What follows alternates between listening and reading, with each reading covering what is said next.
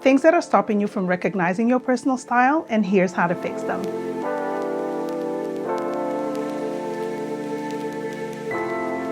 Hello everybody, a warm welcome to all of you and welcome back to a brand new video. Today's topic is going to be on things that you are implementing in your personal daily styling, your personal life that are stopping you from recognizing what you actually like, preventing you from being the best version of yourself. I'm going to touch on a few things that I feel could help you fix these problems. I'm pretty sure a lot of us have gone through this. I personally have. So without further ado, let's get straight into today's video.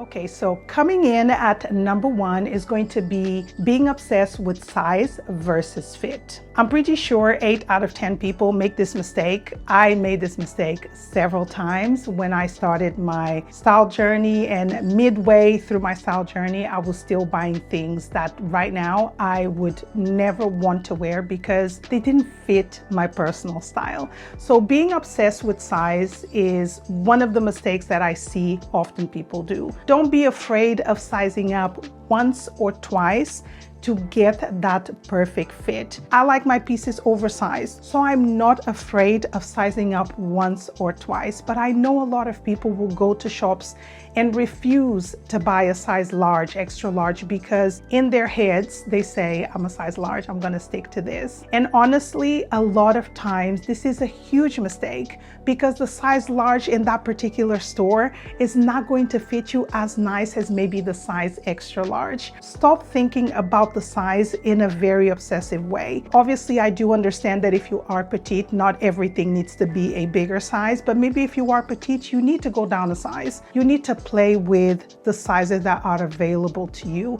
in stores. So stop thinking about sizes, try pieces on, see how they look on you, and I promise you this will change the way that you shop, and for sure it will make your outfit inspiration a lot more interesting by just doing this one thing. Coming in at number two is going to be avoiding basics or skipping basics. There's a lot of people that do not invest in basics. I tend to go for neutral tones, things that are going to be super easy to style with others, because basics are the foundation of an outfit, at least in my lifestyle. And if you have a similar style to mine, you will know for sure that basics are the foundation of most of our outfits. Even today, the way that I'm dressed, which is very much what I like to wear on a day-to-day basis, a sweatshirt or maybe a jumper on top of a shirt, or I'll wear a jumper on top of a tank top. It's basics that help you build upon. And investing in good quality basics does not mean expensive basics. Not everything that is expensive is worth the price tag. Is knowing where to shop. Someone who knows their personal style does not need to buy super expensive things. It just needs to know the basics, the foundation, the glue that brings everything together to make your outfits work. So number three is going to be only wanting to add trends rather than actually thinking of your personal style. This is going to stop you from really having a personal brand. I don't typically buy trends all that often. I steer away from those just because I don't see myself wearing them in the long run. I prefer to buy things that are a little bit more simple, although I am adding color to my wardrobe, which I think it's great.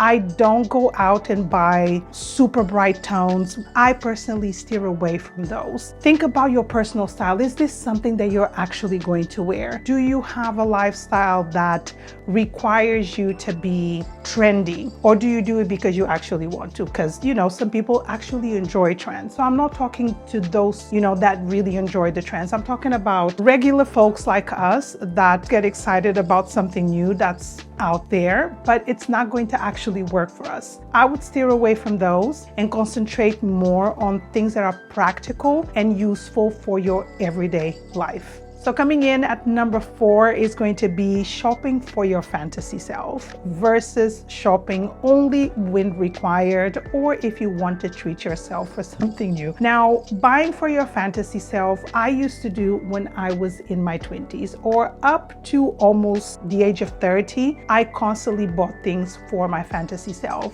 And let me tell you, I don't have any of those pieces in my wardrobe. I wore them once or I never actually got to wear them, and they were just in the back of my wardrobe with the tags on. Buying for your fantasy self, it's nice sometimes. Let's say you're going on a cruise and you just want like a special dress to wear on that cruise. I think honestly that's absolutely fine, but every time you go on a holiday or there is a party or an event, you only buy for these particular settings. That only works against you. One, you're wasting money. You're not going to reach for those pieces. You're not actually being thoughtful and intentional behind those purchases. You're buying because you feel that you need them, but you actually don't. We want to be intentional in the things that we buy and the things that we wear. We want them to last, even if it's only 3 or 4 seasons. Obviously, I want my pieces to last me a lot longer than that. Buying for your fantasy self is definitely one of the things that works against so many women,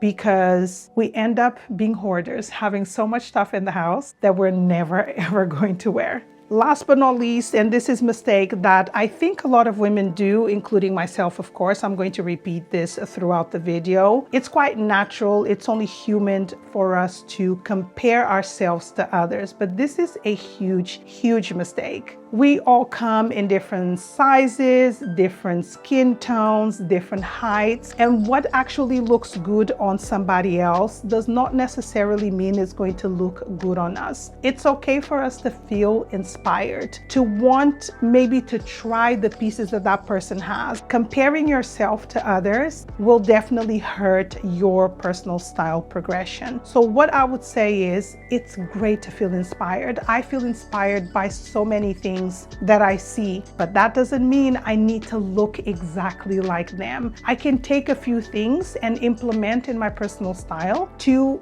make it a me style. You are unique in your own little way, and I think that's what makes you feel comfortable in who you are, so that your personal style journey can flourish and you can be the best version of yourself.